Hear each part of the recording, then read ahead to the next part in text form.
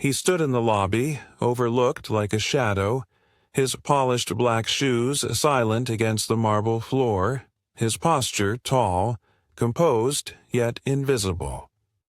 The receptionist didn't lift her eyes. When she finally glanced up, there was no welcome. In her voice, only an assumption wrapped in cold routine. "You can wait outside," she said flatly, not even bothering to ask his name. Just like that, he was reduced to nothing. A delivery man. A hopeful job seeker. Certainly not someone who belonged. Certainly not someone who owned more than she could imagine. He didn't argue. He simply nodded and turned away, walking toward the glass entrance again. The silence was thick. No one in the lobby spoke. No one questioned her. Not even him. She didn't even ask his name. Just pointed to the door, like he didn't matter. But in minutes, the same man would return not with anger, but with quiet power, and he would own the very company that told him to leave. Before we begin, tell us where you're watching from. This story will make you rethink everything you believe about first impressions, and what happens when judgment collides with truth. The lobby gleamed like a glass castle, silent, towering, and emotionally sterile. Every surface was polished to perfection, reflecting not just light, but the sterile pride of a company convinced of its own superiority.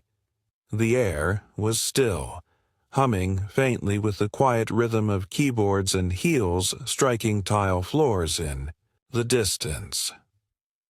In the center of this cold luxury stood Marcus Bennett, 36 years old, tall, calm, and carved from the kind of quiet strength that didn't need to shout to be heard. But no one was listening. He walked with the silence of storms, seen, but not recognized. His suit was elegant yet simple, tailored with purpose but without flash. His tie, a deep blue, rested perfectly centered above a heart that had endured far more than the world could guess. He had led boardrooms, rebuilt broken firms, and created futures for thousands. But here, in this glimmering lobby, he was invisible. Again. Marcus had learned early in life that success couldn't shield him from perception. Even after a Harvard MBA, even after becoming one of the youngest CEOs in his industry, people still met his skin before they met his resume. Every day, he carried the weight of being exceptional, while still needing to prove that he belonged. And so, when he approached the front desk and Kelly Monroe barely glanced up from her phone, he already knew what was coming. Kelly, 32, slim and surgically confident, represented everything the firm projected. Sleek, sharp, and trained to filter people by image. Her hair was pulled into a perfect twist, nails immaculately done, her white blouse stiff with authority. She didn't need a name to make a decision. Her eyes scanned Marcus for 2 seconds, then dismissed him. "I don't care who you're here to see," she said, voice clipped and curt. "You'll need to wait outside." Her hand gestured not rudely, but certainly not kindly, just enough to show him his place. The reception desk became a wall, a gatekeeper of perception, not truth. The elevator beside it, closed and glinting, loomed like a vault he wasn't allowed to enter. Marcus didn't respond right away. There was no anger in his face, just a pause, a deep, weary breath. She didn't see me. Not really, he thought, staring past her toward the high-rise skyline outside. He wanted to say something, to challenge the casual dismissal, but the moment felt familiar. Too familiar. And maybe that's what hurt more than the words. So, with practiced restraint, He stepped back, letting the silence swallow what should have been a simple exchange. The same silence he had known since the first time someone doubted he could be more than what he looked like. Marcus cleared his throat gently, hoping to shift the tone. "I believe I have a meeting scheduled upstairs," he said, his voice calm, but purposeful. Kelly didn't look up. "With who?" she asked flatly, tapping away on her screen. He named the department. She gave a dry laugh. "Right, and I'm supposed to just let anyone walk in and say that? You'll need to wait outside." Her tone wasn't overtly cruel, but it dripped with an unmistakable superiority. Marcus opened his mouth again to clarify, but she cut him off mid-sentence, waving a hand dismissively. "Sir, I'm busy. If someone's expecting you, they'll come down. Otherwise, please don't block the desk." Her voice grew louder, enough to draw subtle glances from two interns lingering near the hallway, one of whom looked uneasy. Marcus glanced around the room. No one else intervened. The employees passing by didn't even blink. This wasn't unusual for them. It was just another Tuesday. He stepped back slightly, jaw tight but calm. He looked up at the sleek company logo mounted above the reception, the letters gleaming silver against black granite. His own reflection stared back at him in the glossy wall beside it. Distorted, slightly, like he didn't fully belong. The wall clock ticked audibly above the silence, every second stretching the moment into something heavy. Even now, even here, I still don't get to walk in freely, he thought, the words pressing down on him like old wounds reopened. Kelly, unaware of the storm she'd misjudged, turned to one of the interns and whispered something, then glanced back at Marcus. The intern, a young woman with wide eyes and flushed cheeks, leaned toward Kelly. "He's been waiting a while. Did anyone check who he is?" she whispered.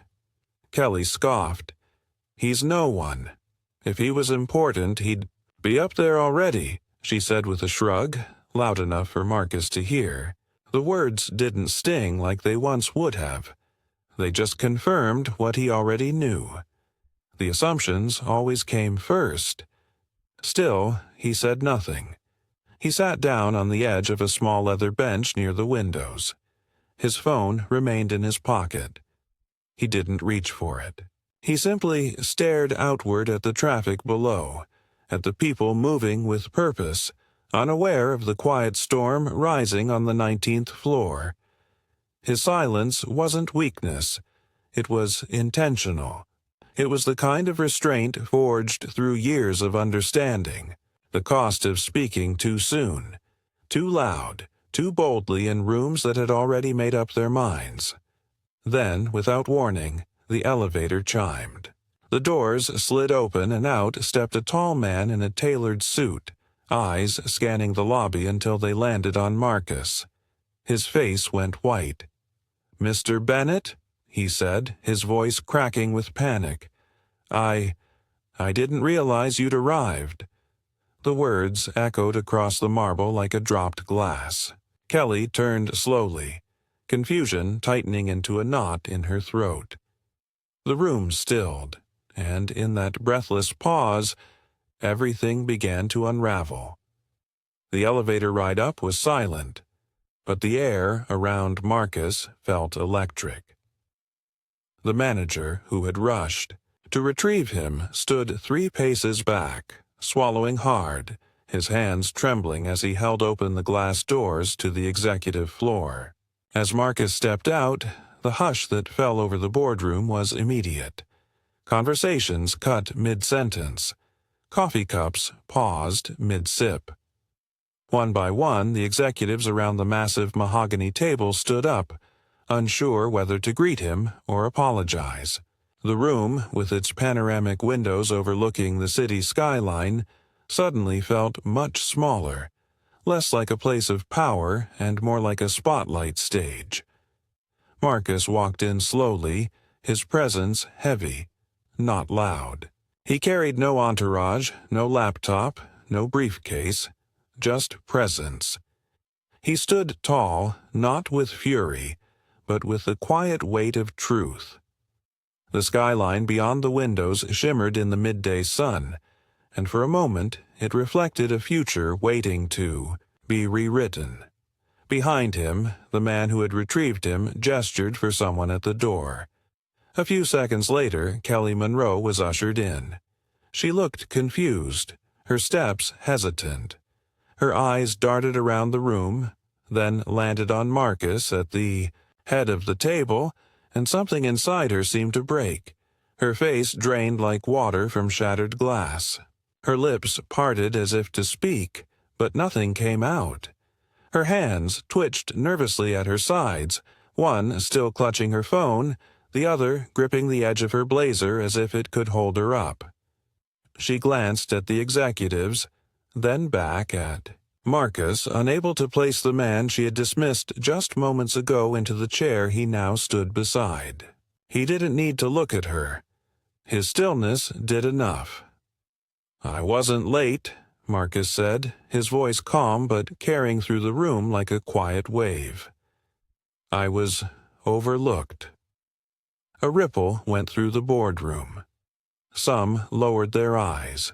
Others exchanged guilty glances. The silence stretched long and tight, like a held breath before a storm. Marcus finally sat down at the head of the table. The chair, waiting for him like a throne, earned not through inheritance, but through endurance. He folded his hands neatly, looked at each person in the room, then spoke again. "If this company treats its future like I was treated today, it doesn't deserve to exist." No one moved. No one spoke. He wasn't shouting. He didn't need to. His words were heavier than anger, rooted in a history too familiar to dismiss. The receptionist shifted on her feet, clearly torn between fleeing and apologizing. But Marcus didn't give her the chance. Instead, he allowed the silence to stretch again. It wasn't meant to punish. It was meant to reveal, to make them sit in the discomfort of what they had allowed to exist under their polished, progressive slogans. He leaned forward slightly, his eyes sharp, unwavering. "I'm not here for a meeting," he said, his voice low and deliberate. "I'm your new owner." The impact was immediate. The words landed like a stone dropped in still water. A few mouths opened, but no sound came. One executive coughed into his hand, another reached instinctively for a tablet, as if proof would make the truth more bearable. Marcus let the silence speak for a few moments longer before continuing. "I acquired this company 2 weeks ago. Quietly, anonymously, I wanted to understand what I was walking into, what kind of culture I'd be inheriting. Today, I got my answer before I ever reached this floor." He turned to face Kelly now, not cruelly but directly. "You saw a black man in a suit and assumed he didn't belong. You didn't ask a name. You didn't offer help. You assumed." Kelly swallowed hard. Her voice, barely audible, tried to rise. "I didn't know." "No," Marcus interrupted gently. "You didn't care to know." He turned his gaze back to the room. "This company is about to change, radically, from the top down. We will not tolerate casual bias. We will not protect gatekeeping disguised as professionalism. And we will not move forward, pretending these moments don't shape the experience of everyone who walks through our doors." Outside, the sun hit the skyline differently now, casting new reflections into the boardroom. For Marcus, it wasn't just a shift in light. It was a glimpse of the future he intended to build, one where perception wouldn't be mistaken for truth. Marcus let the silence linger, allowing the gravity of his words to settle like dust on polished glass. He stood once more, walking slowly toward the floor-to-ceiling windows, his reflection faintly mirrored beside the skyline, a man both present and distant, carrying more weight than the room could fully grasp. He turned back to face them, hands folded in front of him. "What happened downstairs wasn't an isolated mistake," he said softly. "It was a symptom. One of many." He reached into his coat pocket and pulled out a small black folder. Over. The last 6 months I commissioned a private audit, anonymous interviews, exit surveys, quiet conversations with employees you never thought to ask. I wanted to know the real heartbeat of this company, not just what your glossy brochures say. He opened the folder, laying it on the table.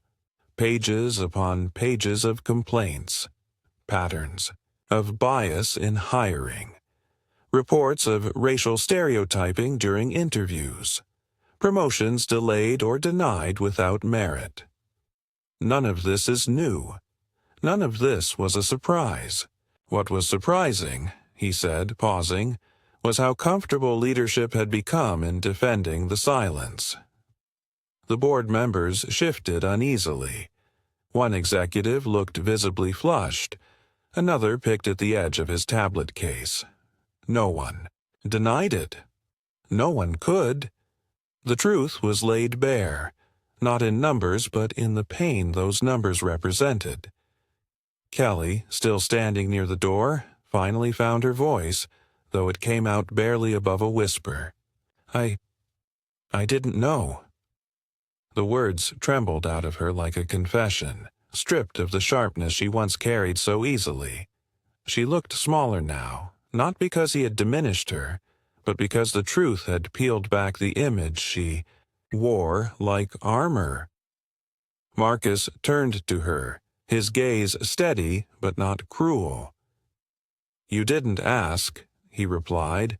"You looked at me, and like so many others, you decided I didn't belong.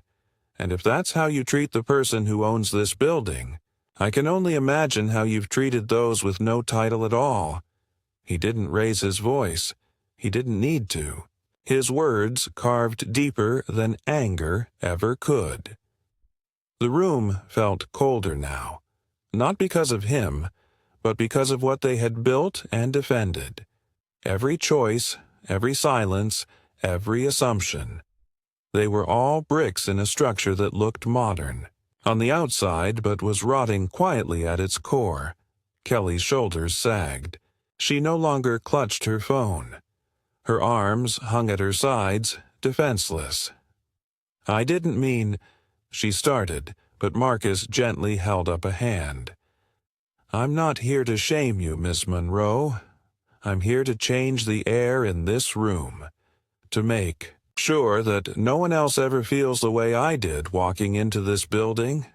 His voice softened even further. "I came to clean house, but I won't burn it down. Not yet." The message wasn't a threat. It was a promise of accountability, of transformation, and above all, of hope that maybe, just maybe, this company could become something better than the shell it had been pretending to be. The boardroom remained still as Marcus closed the folder and stepped away from the table. He glanced toward Kelly, who stood pale and silent, her confidence now crumbling under the weight of reality. He didn't humiliate her, didn't drag out her mistakes. Instead, he offered her something rare in places like this, an opportunity. "Kelly," he said gently, "you're being removed from your position effective immediately." Her lips parted, but she didn't argue. There was nothing left to defend. "But I'm not here to ruin people," Marcus continued. "I'm here to rebuild systems. You have a choice. Learn from this, or leave unchanged. The next steps are yours." She gave a faint nod, eyes glistening not with defiance but with a dawning understanding. She turned and walked out slowly, quieter than she'd ever been. Marcus then faced the room again, his voice growing firmer but never forceful. This company will no longer operate in shadows and silence. Starting today, we're implementing leadership overhauls across departments. Anonymous equity audits will be mandatory every quarter. Every complaint will be reviewed by an independent ethics panel. And no one, not even a receptionist, will be hired without undergoing bias training. An inclusion evaluation. There were no cheers, no immediate applause, just silence. Deep, stunned silence as people absorbed that this wasn't just a speech. It was a new era. And then, from the back of the room, a sound. A single clap. One intern, nervous, unsure, had started to applaud, more out of instinct than certainty. A second followed, then a third, and soon the room was echoing with applause. Some hesitant, others more confident, but all touched by the truth of what they had witnessed. Marcus didn't bask in it. He didn't smile or bow.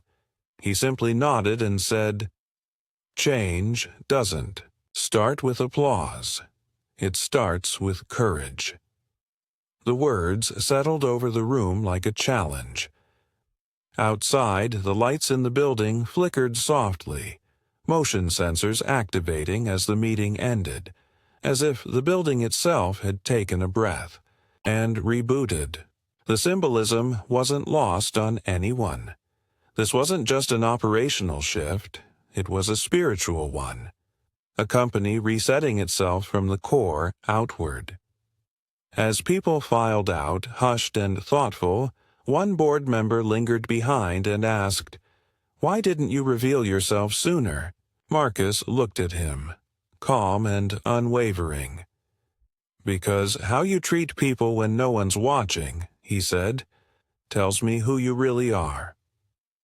The board member nodded slowly, ashamed and thoughtful, as Marcus turned and walked back toward the elevator. When he reached the lobby again, it looked different somehow. Warmer, lighter, as if the shadows had been pulled back. The desk that had once been guarded by arrogance was now manned by someone new. A young woman with kind eyes and a steady smile. She rose the moment she saw him and greeted him with genuine respect. "Good morning, Mr. Bennett. Can I help you with anything?" Marcus smiled gently. "No," he said. "You already have." He stepped into the elevator, and as the doors closed, he glanced once at the company's logo, reflected in the chrome like a final mirror. Then the doors sealed. The lift hummed upward, and this time, no one tried to stop him. They saw a man in a suit and thought they saw everything. What they missed was the owner of their future. In a world where judgment often arrives before understanding, Marcus Bennett chose not to retaliate with anger, but to lead with grace, to expose truth, and to plant the seeds of change where ignorance had once bloomed. His silence spoke louder than shouts ever could.